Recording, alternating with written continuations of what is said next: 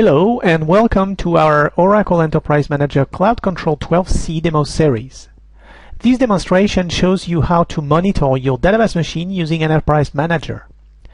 Enterprise Manager now includes a new type of target called Exadata that allows you to register your database machines under agent monitoring. You no longer need to install separate plugins to monitor your database machine. The discovery of all the different components is now done automatically by the agent running on the compute nodes. You can go to the Targets menu and then click Exadata. The Oracle Exadata database machines page shows you all registered database machines. Click the one that is already registered here. This home page shows you the database machine schematic. There is also a left area on that page that is currently hidden. Let's show this by clicking on this arrow icon on the left. This now shows you all the components of your database machine that you can administer. You can also resize that area. On the right hand side at the top, you can see various important statuses of all the database machine components like Ethernet switches, compute nodes, KVM, Exadata cells, IB switches, and PDU. All of them are currently up. You can see this component status also on the schematic. Here they are all green. On the schematic, you can click on the temperature to look at the temperature of the components. This is indicated in centigrades. If you right-click on the schematic, you can hide empty slots. The machine that we use for this demonstration is a quarter rack. So not all slots in the rack are used, and we just want to show the ones that are occupied. This schematic gives you a one-stop view of your database machine status. At the bottom of the page, you will see the incidents that are associated with your machine. Now, let's look at the resource utilization. Go back to the Target menu and select Resource Utilization, then select Compute Resources. That page shows you the CPU utilization of the different compute nodes by database instances. If you put your mouse over the different zones on the graphic, you can see what each instance is using. For example, DBM1 is taking up 58% of the CPU. Here, the free zone is indicated by the red color at the end of the bar. You can change this view to look at the DB instance placement, for example. This gives you the placements of each instance on each of the compute node.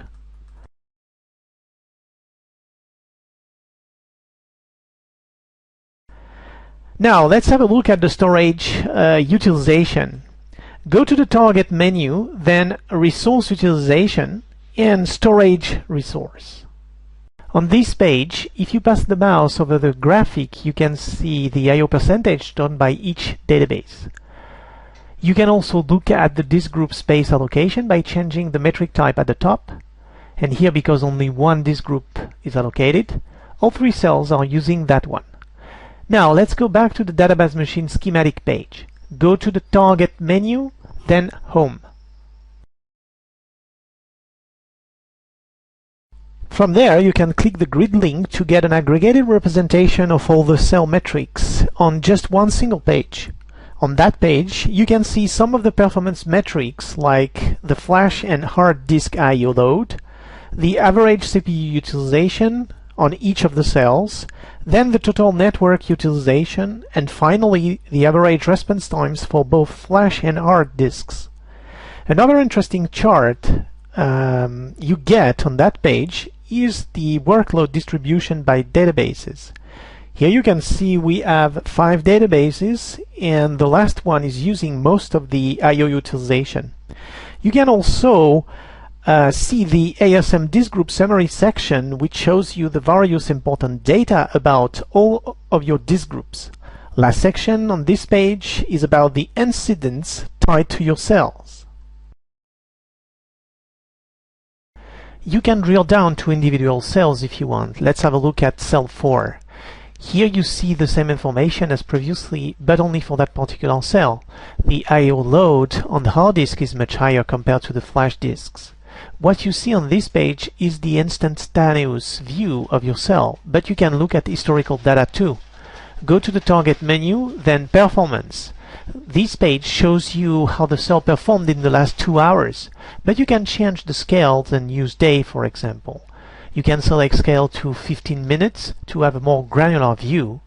Here we can see graphics for both flash and hard disks, but you can select, for example, only the hard disks. Let's go back to the 2 hours scale. The Health Overview section shows you the availability of the cell throughout the time. Scrolling down the page, you can see the CPU utilization as well as the flash cache usage. The workload distribution graph. Now, let's have a look at the InfiniBand network.